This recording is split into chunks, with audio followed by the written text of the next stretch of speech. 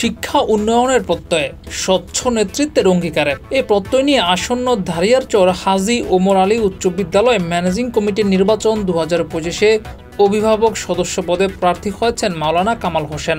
সোমবার সকাল 10টায় বিদ্যালয়ের প্রধান শিক্ষক জাকির হোসেনের কাছ থেকে তিনি আনুষ্ঠানিকভাবে মনোনয়নপত্র সংগ্রহ করেন। মনোনয়ন সংগ্রহের সময় বিদ্যালয়ের শিক্ষক, শিক্ষার্থী এবং অভিভাবকরা উপস্থিত ছিলেন।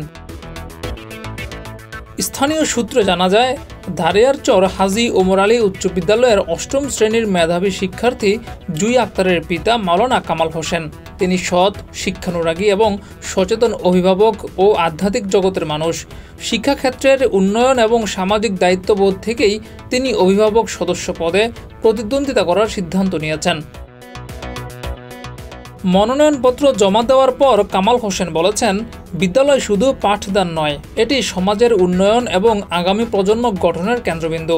শিক্ষক অভিভাবক সমন্বয় ছাড়া শিক্ষার মানোন্নয়ন সম্ভব নয়। আমি চাই এই বিদ্যালয়কে একটি আদর্শ এবং আধুনিক শিক্ষা প্রতিষ্ঠানে রূপ দিতে।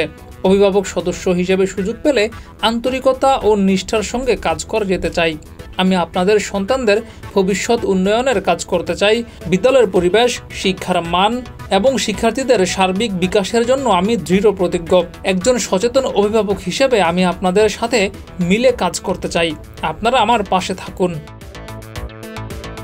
বিদ্যালয়ের শিক্ষক, অভিভাবক এবং স্থানীয় গণ্যমান্য ব্যক্তিরা জানিয়েছেন, মাওলানা কামাল একজন সৎ, শিক্ষানুরাগী, সচেতন অভিভাবক, নিরপেক্ষ ও সমাজ সচেতন মানুষ।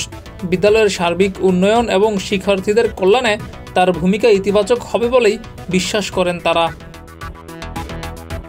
নির্বাচন পরিচালনা কমিটির সূত্রে জানা গেছে, আগামী 8 নভেম্বর বিদ্যালয়ের ম্যানেজিং কমিটির নির্বাচন অনুষ্ঠিত হবে। নির্বাচনে অভিভাবক সদস্য সহ শিক্ষক প্রতিনিধি ও দাতা সদস্য পদে প্রতিদ্বন্দ্বিতা করবেন একাধিক প্রার্থী। জিয়াউর রহমান, যুগের চিন্তা।